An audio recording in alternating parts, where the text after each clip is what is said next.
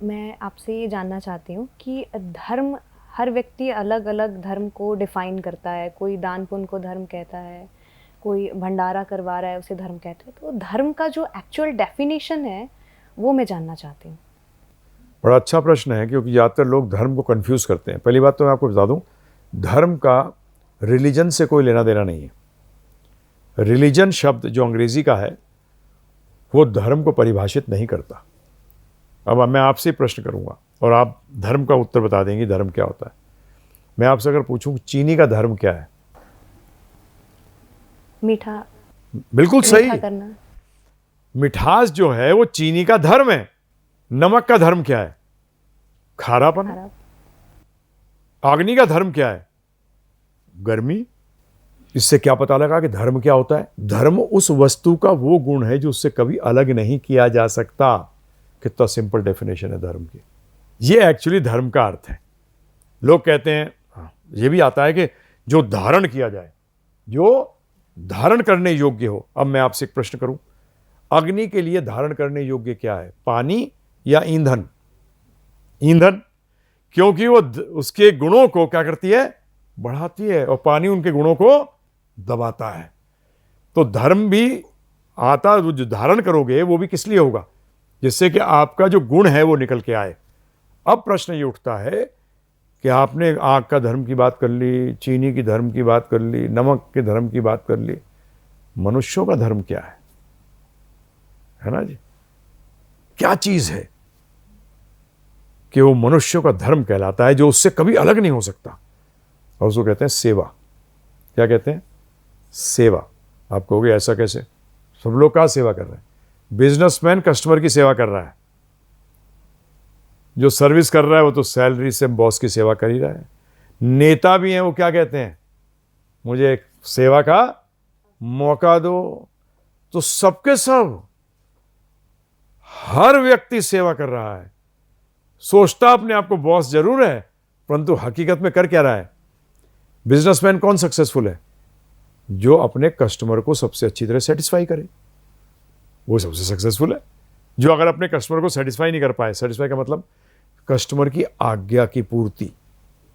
तो आज्ञा कौन दे रहा है? कस्टमर। बिजनेसमैन क्या कर रहा है? उसकी आज्ञा की पूर्ति कर रहा है। तो क्या हो गया? सेवक। क्या हो गया? जब भी ऑर्डर फॉर्म होता है, तो इसीलिए हमारा सबका धर्म क्या है? सेवा करना, कॉमन। परंतु अभी ध्यान रखिएगा, आपने धर्म की बात करी तो एक चीज बता दूं आपको, धर्म शब्द अध्यात्म, दिव्य ज्ञान, योग, ये पर्यायवाची शब्द हैं। इनको अंग्रेजी में कहते हैं सिनोनिम्स। इनके सबके अर्थ एक है। अब आध्यात्मिक विज्ञान कहां से शुरू होता है? आध्यात्मिक, जैसे कि अगर मैं गणित सीखना चाहता हूं तो गणित कहां से शुरू होती है? 1 2 3 4। क्या 1 2 3 4 जाने बगैर आप गणित जान सकते हैं? नहीं जान सकते। इसी तरीके से आध्यात्मिक विज्ञान की शुरुआत क्या है? ये बहुत इंपॉर्टेंट चीज है ये जानना।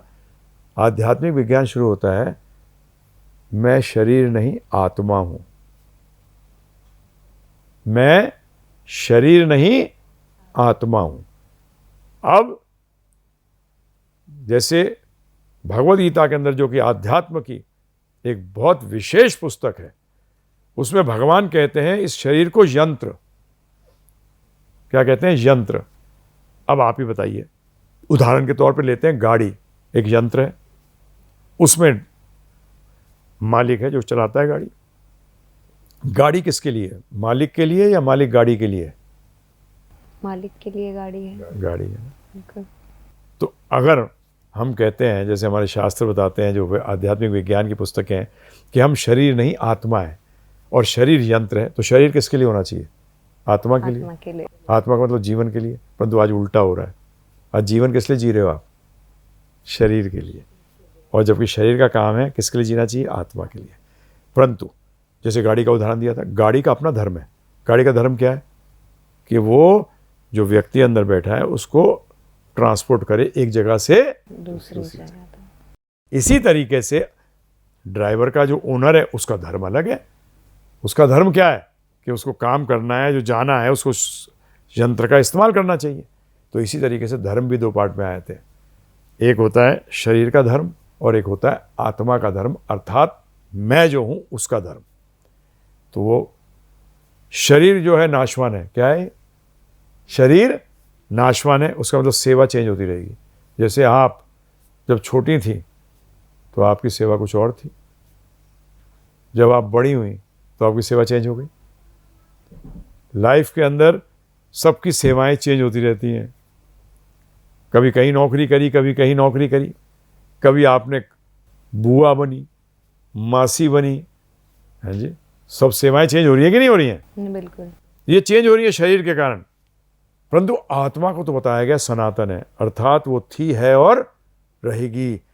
उसका मतलब उसकी सेवा भी ऐसी होनी चाहिए जो कभी बदले नहीं। इसी को कहते हैं सनातन धर्म। वो सेवा जो कभी बदलती नहीं है। वो किसके बीच में हो सकती है? हम में और भगवान में। भगवान कृष्ण थे, भगवान कृष्ण हैं, भगवान कृष्ण रहेंगे, आप कोई भी जन्म लो। इसी को कहते हैं सनातन धर्म। और जो शरीर का धर्म है इसको कहते हैं नैमित्तिक धर्म। रिपीट कर रहा हूं, नैमित्तिक अर्थात निमित्त के कारण। अभी आप एक परिवार में पैदा हुए, इसलिए आपका एक निमित्त हो गया। आपकी भाई आया या बहन है शरीर के कारण। इसी तरीके से अगर आप देखेंगे कि शादी होती है शरीर के कारण,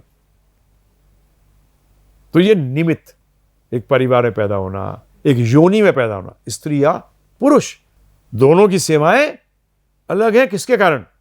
शरीर के कारण।